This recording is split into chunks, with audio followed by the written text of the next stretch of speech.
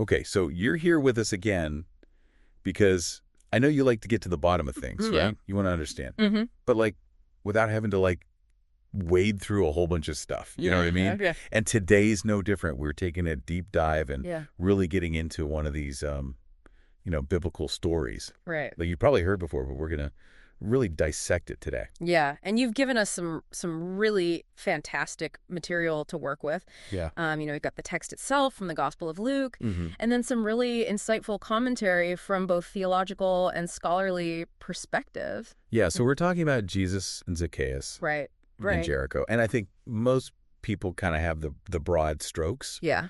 but we're not here to just like rehash the children's Bible version or Yeah. whatever. Yeah. We want to get into the different ways that this story has been interpreted and understood. Yeah, Is yeah. this just like a straightforward case of like sinner meets Jesus, sinners redeemed? Yeah. Or is there more to it than that?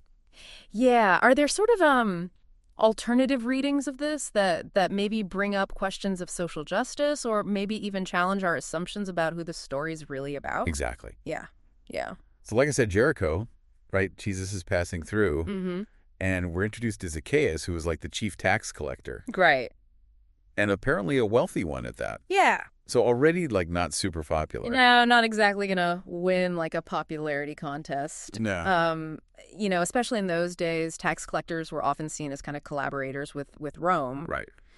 Profiting from their own people. Yeah. So right away, Zacchaeus is this kind of outsider figure. He's not really on the good side. No, definitely not someone you'd expect to be buddy-buddy with. Yeah. So, I think that sets the stage pretty interestingly. It does. And then we hear that he wants to see Jesus. Mm-hmm. The text says he sought to see Jesus, who he was. Right. But he can't because of the crowds. And then there's this detail for he was small in stature. Yeah. So what does he do? He climbs a sycamore tree. He climbs a tree. I mean, what do you think about that? Like this guy, he's wealthy. He's got this important position. You wouldn't exactly expect that. No, like he's not afraid to look a little silly. No, and I think it really just shows, how much he wanted to see Jesus. Yeah, there was a real drive there. Yeah, definitely. Okay, so now Jesus gets that spot, Mm-hmm. looks up, sees Zacchaeus, Mm-hmm. and says, Zacchaeus, hurry down. Calls him out by name. Yeah, I'm staying at your house today. Wow. Can you imagine? That's pretty unexpected. Yeah, like totally out of the blue. Yeah, and I think Zacchaeus' reaction is really telling. Yeah. He came down quickly and received him joyfully. Yeah, joyful. That's a great word. It is. It's like he was just waiting for this. Yeah. Yeah, like he was ready. Yeah. And I think that kind of sets the stage for this like traditional interpretation of Yeah. the story, this classic conversion narrative. Yeah, the repentant sinner. It's exact. Finding redemption. Zacchaeus, wealthy sinner encounters Jesus and is totally transformed. And it's really his actions next that kind of solidify this reading. Yeah. What does he do? So he stands up and declares, "Look, Lord, here, and now I give half of my possessions to the poor. Wow. And if I have cheated anybody out of anything, I will pay back 4 times the amount."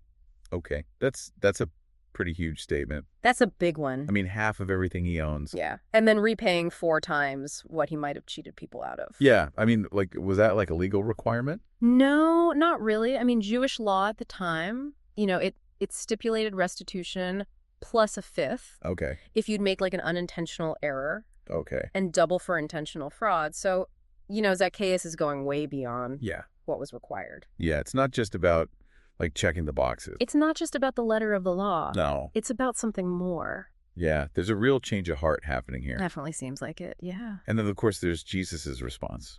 Today, salvation has come to this house because this man, too, is a son of Abraham. For the Son of Man came to seek and to save the lost. That's the classic interpretation. Right. Lost and found. Zacchaeus was lost, now he's found. Exactly. Right. Yeah, and even that image of him hurrying down from the trees, Yeah. some people see that as symbolic. Okay, how so? Like, coming down from this place of, perceived social or economic superiority Right. and humbling himself Yeah, okay. to meet Jesus on equal footing. Interesting. Yeah. So there's a lot packed into that one little image. Yeah, there is. But we did mention that there are other ways of looking at this righteous Zacchaeus theory. Right. What is that all about? So this is a less common view, Okay. but it proposes that maybe Zacchaeus was already a righteous person. Okay, so already a good guy, essentially. Essentially. Yeah, and how do they get to that conclusion? Well, it all kind of hinges on a, small but potentially significant detail in the original Greek. And it has to do with the tense of the verbs that Zacchaeus uses when he's talking about giving to the poor and making restitution. Okay, so like, I will give, I will repay versus I give, I repay. Right, so their argument is that the original Greek could also be understood as present tense. Okay. So he's describing his current practices, not promises of future actions. Interesting. So it's like he's already doing these things. Yeah, exactly. Huh. Okay, Yeah. so in this view then, Jesus' encounter with him isn't so much about like turning him away from a life of sin. No. It's yeah. more about It's more about recognizing and affirming the good that's already there. like vindication, Exactly. publicly acknowledging him. Right, and restoring his honor Okay. within the community. And this is where like the whole context of the time Right. becomes really important. Absolutely. You can't really understand this view without taking into account the Roman Jewish political and economic and religious climate. Yeah. I mean, obviously, the tax collection system was exploitative. But is it possible that not everyone within that system was corrupt? Okay. I mean, that's what this theory is suggesting. That Zacchaeus was actually a good guy in a bad system. Right. And that maybe he was unfairly bearing the brunt of, the societal prejudice. Right, just because of his profession. Exactly. And if that's the case, then how do we understand what Jesus says about salvation coming to this house? Yeah, it definitely reframes it. Yeah. So if salvation isn't tied to, repentance and like a sudden change of heart, Right. then it could be about something else entirely. Like what? Like his restoration within the community, Okay. his vindication against this unjust judgment. So it's not just about like forgiveness of sins. No, it's bigger than that. It's Yeah. about belonging. It's about acceptance. Okay. It's about being seen for who you truly are, Right. not defined by what you do or what people think you do. Yeah, okay, that makes a lot of sense. Mm-hmm. Okay, so there's another detail that comes up in the sources that I thought was really interesting. The whole thing about Zacchaeus' height. Oh, yeah. Everyone just assumes that he was short. Right, he's got to climb the tree. Right, Yeah. but is that ever actually said about Zacchaeus himself? That's a good question. And, some people have pointed out that the original Greek doesn't explicitly state that Interesting. the phrase describing the shortness comes after his name and the mention of the crowd. Okay. So grammatically, it Right. could be modifying either one. So it's possible that Jesus was the shorter one. It's possible, yeah. Wow, that would change things a bit, wouldn't it? It would certainly, if Jesus was the one who was physically smaller, Yeah. then Zacchaeus climbing the tree could be seen as, an act of making himself visible to Jesus, Okay. like making sure that Jesus could see him in Yeah. the crowd. Yeah. So it's not about overcoming a personal limitation. It's Right. about actively seeking connection. That's fascinating. It is, yeah.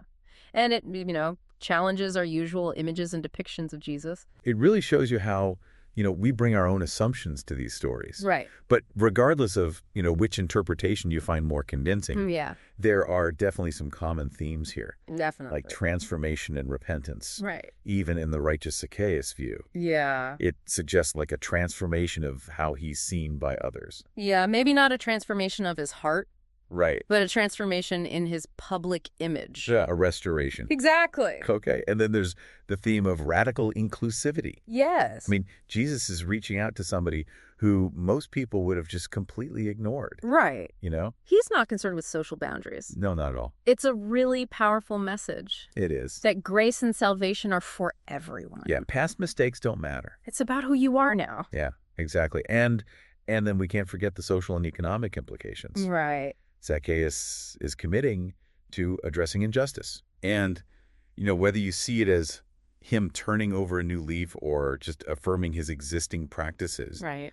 it shows that faith isn't just about, like, personal piety. No. It has real-world consequences. It has to impact how we live in the world, how we treat each other. Exactly. And Zacchaeus is an example of that. Yeah, he's not just talking the talk. He's walking the walk. He's walking the walk. And it all starts with him actively seeking out Jesus, Right. climbing that tree. It's a model of engagement, Yeah.